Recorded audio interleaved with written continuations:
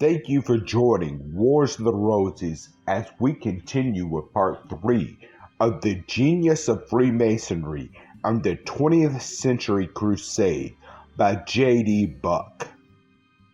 To Catholics, the author has little expectation that Catholics will read these pages, or if they do read, will credit the author with either sincerity or with goodwill towards them. The real cause of the fact that they will not be permitted to do the one or are unable to do the other is the very thing against which the author so strongly protests, for it involves freedom of conscience and the right of private judgment, which clericalism denies. That thousands of nominal or professed Catholics in this country today, as law-abiding and useful citizens, deserve respect and courtesy considered is undeniable. As fast as their eyes are really open to the claims and practices of political clericism, they become nominal Catholics or incur the ban of the Church, first as heretics and finally as atheists. If these are unable to distinguish between the central body and the power of the Catholic hierarchy and the laity in general, they will no doubt feel greatly outraged at the statements herein set forth. If the hierarchy at Rome would let politics alone and keep their unholy hands off of our free institutions, the present writer would feel no way impelled to attack the so-called Catholic religion. It might then take its chances and stand on its merits or its defects, as all others must do in a free country. Hostility towards Catholicism is fully justified by the hostility of its governing body towards all our free institutions. One may hate political ecclesiasticism, however, as one hates treason and crime, and yet feel no ill will towards any individual. When, therefore, ecclesiasticism seeks to destroy freedom in America, every true American is bound to do his best and his utmost to destroy ecclesiastical rule and do his utmost to defeat its powers in America. Ecclesiasticism represents a despotic political policy. Catholicism, as a religion among the people, represents or is represented by men, often by good men. These are seldom aware to what extent they are used to further this political policy under the guise of religion.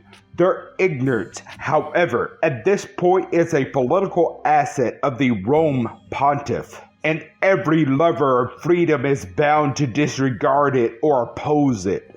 Against Catholics, therefore, as individuals, the author holds no ill will.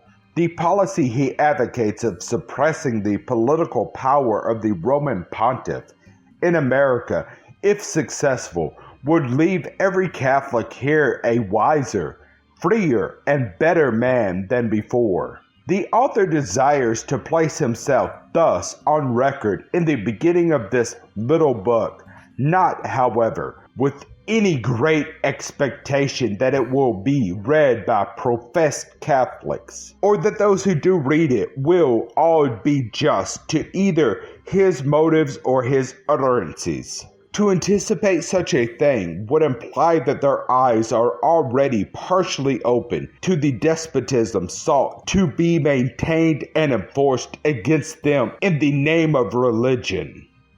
If they were at all wise, they would inform themselves as to the status of ecclesiasticism in Russia and Southern Europe today, and the causes that have led to its defeat and threatened its annihilation. The Church attributes it to atheism, ignoring the fact that clericalism is wholly and absolutely responsible for this atheism. It is the logical and inevitable reaction from and result of despotic ecclesiasticism. There is an impulse of freedom planted deep in the human soul by the creator of man's being. And never till it awakens does man realize his birthright and evolve to higher planes of life. Previous to this awakening, he is either a slave to his own animal nature or held in bondage of superstition and fear by some despot who claims the right to rule him. By the grace of God, either in the name of religion or by the power of political prerogative. When he awakens, rational volition and personal responsibility are the exact measure of his inalienable right to life, liberty, and the pursuit of happiness. Catholics have awakened in Russia and Europe, and hence despotism, under the name of religion, dies, and freedom is born. To retard this freedom and bring it into this disrepute, the Pontiff and his emissaries call it atheism, and with all the thunders of the Vatican, curse it. It is their last argument, and the supply seems quite inexhaustible. Catholics are beginning to realize, however, that this kind of thunder is as harmless as any other, and the liberal party within the church is, accordingly, increasingly rapidly. Many priests, especially among the Jesuits, are atheist, according to Catholic authors. This is the result of despotic clericalism and the double doctrine of Rome. The author of this little book has at heart the happiness and well-being of Catholics, no less than of all other men. He would destroy that despotism that enslaves them and held them as brothers of our common humanity. The very foundation principles of the Roman Church make the recognition of personal religious liberty logically, intellectually, and morally impossible. James M. King. Thank you for watching, and please don't forget to share, like, subscribe, and comment. And if you can, please consider donating to Wars of the Roses. Links to PayPal and Patreon are in the description. Thank you so very much.